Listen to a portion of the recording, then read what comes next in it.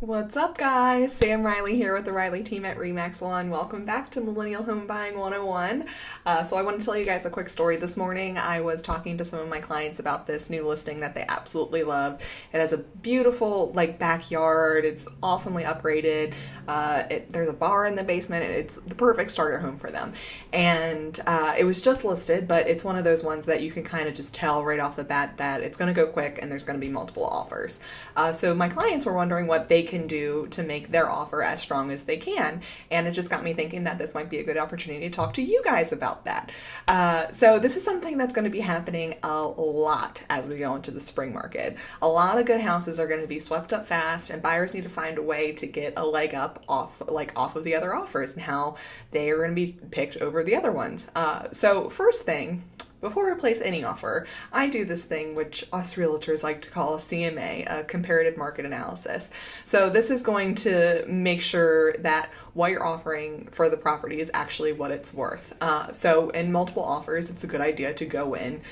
If you can go at full price, go in at full price. And if the numbers are right, don't be afraid to even go a little bit above full price. I actually had to do that in my house, my property that I bought about 2.5 years ago, and it ended up working in my favor.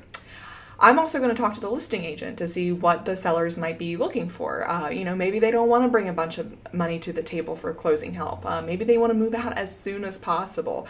One advantage that a lot of millennials have right off the bat is that most of us are non-contingent, meaning that we don't need to sell another property in order to buy one. So this is great because a lot of sellers don't want to have to wait around and see if a buyer may or may not even sell their house. And it means that the buyer can go to settlement a lot sooner as well.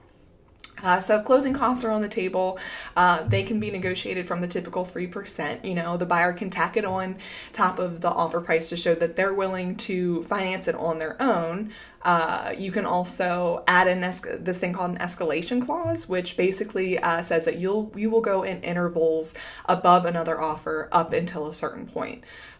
So you can also increase your earnest money deposit, which could be a good idea, especially if you're already going to bring that money to the settlement table with an FHA or a conventional loan. So these are some things that you can do monetarily to make yourself more enticing, but there are some other things that you can do too if you're not in that position.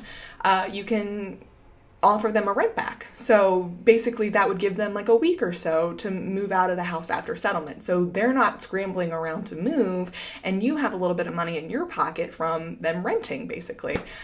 You can also offer quick inspections. You can offer to go to settlement really quickly. You can give a really, really solid pre-approval and have the lender do all of the pre-underwriting things in advance. If you have kids, this is my personal favorite.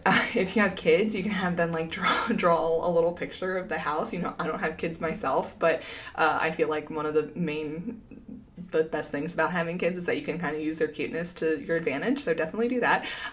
If you don't have kids, then you can write a heartfelt letter yourself, saying why the house is perfect for you and why you love it so much. You can also draw a picture. I'm not going to tell you what to do. So yeah, this is just a few things that you can do. We can talk about it though. It depends on the property, it depends on where you're at, it depends on a whole bunch of other things. So that's pretty much it for this week, and I hope you guys have a great one, and I'll talk to you later.